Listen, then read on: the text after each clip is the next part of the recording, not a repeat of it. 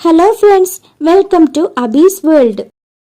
Fireman അല്ലെങ്കിൽ firewoman എക്സാമിന് special ടോപ്പിക്സിൽ നിന്നും ചോദിച്ച ചോദ്യങ്ങളാണ് ഇന്നത്തെ ക്ലാസ്സിൽ നമ്മൾ ഡിസ്കസ് ചെയ്യുന്നത്.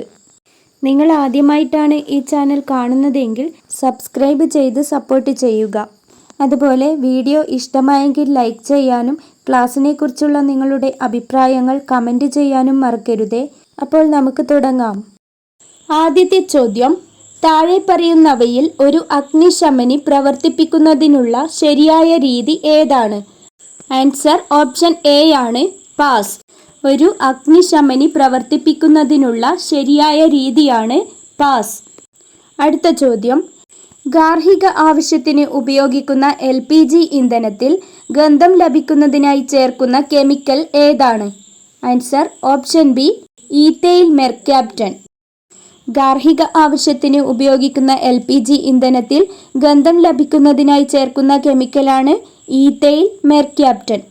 അടുത്ത ചോദ്യം: ഡ്രൈ ഐസ് എന്ന് അറിയപ്പെടുന്നത് എന്താണ്? Answer option D, solid carbon dioxide. Dry ice എന്നറിയപ്പെടുന്നത് സോളിഡ് കാർബൺ ഡയോക്സൈഡ് ആണ്. അടുത്ത ചോദ്യം നോക്കാം. ലോഹങ്ങളിൽ ഉണ്ടാകുന്ന അഗ്നിബാധ ഏതു തരം അഗ്നിബാധയിൽ ഉൾപ്പെടുന്നു? ആൻസർ ഓപ്ഷൻ ഡി ആണ്, ക്ലാസ് ഡി ഫയർ. ലോഹങ്ങളിൽ ഉണ്ടാകുന്ന അഗ്നിബാധ ക്ലാസ് ഡി ഫയറിൽ ഉൾപ്പെടുന്നു. അടുത്ത ചോദ്യം: താഴെ പറയുന്നവയിൽ വായുസമ്പർക്കം ഒഴിവാക്കിക്കൊണ്ട് അഗ്നിശമനം നടത്തുന്ന മാർഗമേതാണ്? ആൻസർ ഓപ്ഷൻ സി ആണ്, ബ്ലാങ്കറ്റിംഗ് ആൻഡ് സ്മോദറിംഗ്. വായുസമ്പർക്കം ഒഴിവാക്കിക്കൊണ്ട് അഗ്നിശമനം നടത്തുന്ന മാർഗമാണ് ബ്ലാങ്കറ്റിംഗ് ആൻഡ് സ്മോദറിംഗ്. അടുത്ത ചോദ്യം: താഴെ പറയുന്നവയിൽ ഏറ്റവും ഉയർന്ന ജ്വലന പരിധിയുള്ളത് ഏതിനാണ്? Petrol, methane, acetylene, LPG. ഇതിലേതിനാണ് ഏറ്റവും ഉയർന്ന ജ്വലന പരിധിയുള്ളത്? ആൻസർ ഓപ്ഷൻ സി ആണ്, അസറ്റിലീൻ. അടുത്ത ചോദ്യം നോക്കാം.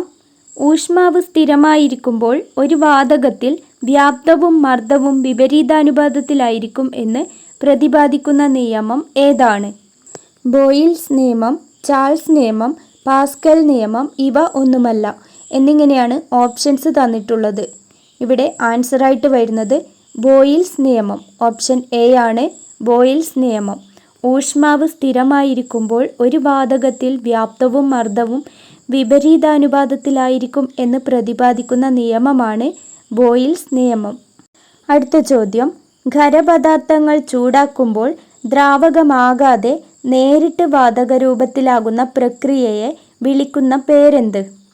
ആൻസറായിട്ട് വരുന്നത് ഓപ്ഷൻ സി ആണ്, ഉത്പതനം അഥവാ സബ്ലിമേഷൻ. ഖരപദാർത്ഥങ്ങൾ ചൂടാക്കുമ്പോൾ ദ്രാവകമാകാതെ നേരിട്ട് വാതകരൂപത്തിലാകുന്ന പ്രക്രിയയാണ് ഉത്പതനം അഥവാ സബ്ലിമേഷൻ. അടുത്ത ചോദ്യം: താഴെ പറയുന്നവയിൽ അഗ്നിശമന മാധ്യമം അല്ലാത്തത് ഏത്? തന്നിരിക്കുന്ന options: carbon dioxide, ഹെപ്റ്റാഫ്ലൂറോപ്രോപ്പെയിൻ, FM200, FM500. ഇവിടെ തന്നിരിക്കുന്നവയിൽ അഗ്നിശമന മാധ്യമം അല്ലാത്തത് ഏത് എന്നാണ് ചോദിച്ചിരിക്കുന്നത്. ഇവിടെ ആൻസറായിട്ട് വരുന്നത് ഓപ്ഷൻ ഡി ആണ്, FM500. അടുത്ത ചോദ്യം നോക്കാം. ആധുനിക പ്രഥമ ശുശ്രൂഷയുടെ പിതാവ് എന്നറിയപ്പെടുന്നത് ആര്? ആധുനിക പ്രഥമ ശുശ്രൂഷയുടെ പിതാവ് എന്നറിയപ്പെടുന്നത് ആര്? ആൻസറായിട്ട് വരുന്നത് ഓപ്ഷൻ ബി ആണ്, Frederick S Mark. Frederick S മാർക്കാണ് ആധുനിക പ്രഥമ ശുശ്രൂഷയുടെ പിതാവ് എന്നറിയപ്പെടുന്നത്. അടുത്ത ചോദ്യം: കുട്ടികളിൽ അസ്ഥി വളഞ്ഞ് ഒരു ഭാഗം മാത്രം ഒടിയുന്ന തരം അസ്ഥിഭംഗത്തെ വിളിക്കുന്ന പേരെന്ത്? ആൻസറായിട്ട് വരുന്നത് ഓപ്ഷൻ ബി ആണ്, ഗ്രീൻ സ്റ്റിക്ക് ഫ്രാക്ചർ. കുട്ടികളിൽ അസ്ഥി വളഞ്ഞ് ഒരു ഭാഗം മാത്രം ഒടിയുന്ന തരം അസ്ഥിഭംഗത്തെ വിളിക്കുന്ന പേരാണ് ഗ്രീൻ സ്റ്റിക്ക് ഫ്രാക്ചർ. അടുത്ത ചോദ്യം നോക്കാം. CPR എന്നതിൻ്റെ പൂർണ്ണരൂപം എന്താണ്?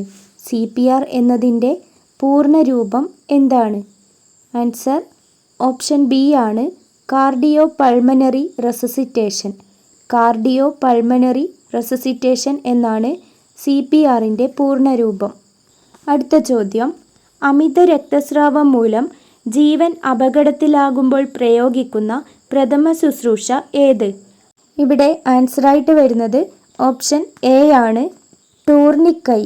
അമിത രക്തസ്രാവം മൂലം ജീവൻ അപകടത്തിലാകുമ്പോൾ പ്രയോഗിക്കുന്ന പ്രഥമ ശുശ്രൂഷയുടെ പേരാണ് ടൂർണിക്കൈ. അടുത്ത ചോദ്യം നോക്കാം. നിരവധി ആളുകൾക്ക് പരിക്കേറ്റ് വൈദ്യസഹായം നൽകേണ്ട സാഹചര്യത്തിൽ പരിക്കേറ്റ ആളുകളെ തരംതിരിക്കുന്ന പ്രക്രിയയെ വിളിക്കുന്ന പേരെന്ത്? ഇവിടെ ആൻസറായിട്ട് വരുന്നത് ഓപ്ഷൻ ബി ആണ്, ട്രയേജ്. നിരവധി ആളുകൾക്ക് പരിക്കേറ്റ് വൈദ്യസഹായം നൽകേണ്ട സാഹചര്യത്തിൽ പരിക്കേറ്റ ആളുകളെ തരംതിരിക്കുന്ന പ്രക്രിയയെ വിളിക്കുന്ന പേരാണ് ട്രയേജ്. അടുത്ത ചോദ്യം നോക്കാം. മനുഷ്യൻ്റെ നിശ്വാസവായുവിൽ ഓക്സിജൻ്റെ അളവ് എത്ര? മനുഷ്യൻ്റെ നിശ്വാസവായുവിൽ ഓക്സിജൻ്റെ അളവ് എത്ര? ഇവിടെ ആൻസറായിട്ട് വരുന്നത് ഓപ്ഷൻ സി ആണ്, 17%. 17% മനുഷ്യൻ്റെ നിശ്വാസവായുവിലെ ഓക്സിജൻ്റെ അളവ്. അടുത്ത ചോദ്യം. AED ഏത് അവസ്ഥയിൽ ഉപയോഗിക്കുന്നു?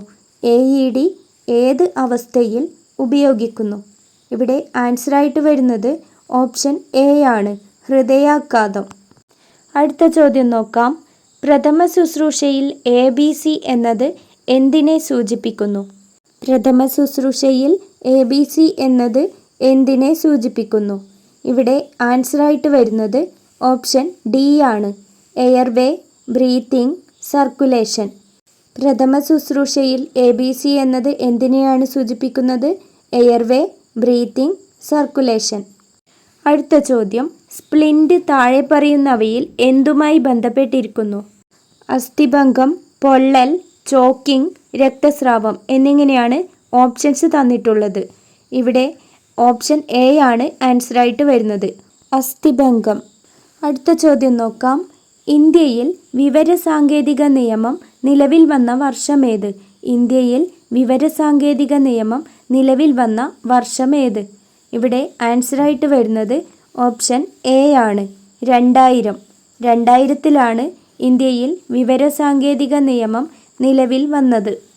അടുത്ത ചോദ്യം നോക്കാം. സാമ്പത്തിക കുറ്റത്തിനോ മറ്റു ദുരുദ്ദേശങ്ങൾക്കോ ക്രിമിനൽ ഉദ്ദേശത്തോടെ കമ്പ്യൂട്ടർ സിസ്റ്റങ്ങളിലേക്ക് കടന്നുകയറുന്ന സൈബർ ക്രിമിനലിനെ വിളിക്കുന്ന പേരെന്ത്? ഇവിടെ ആൻസറായിട്ട് വരുന്നത് ഓപ്ഷൻ ബി ആണ്, ബ്ലാക്ക് ഹാറ്റ് ഹാക്കർ. സാമ്പത്തിക കുറ്റത്തിനോ മറ്റു ദുരുദ്ദേശങ്ങൾക്കോ ക്രിമിനൽ ഉദ്ദേശത്തോടെ കമ്പ്യൂട്ടർ സിസ്റ്റങ്ങളിലേക്ക് കടന്നുകയറുന്ന സൈബർ ക്രിമിനലിനെ വിളിക്കുന്ന പേരാണ് ബ്ലാക്ക് ഹാറ്റ് ഹാക്കർ.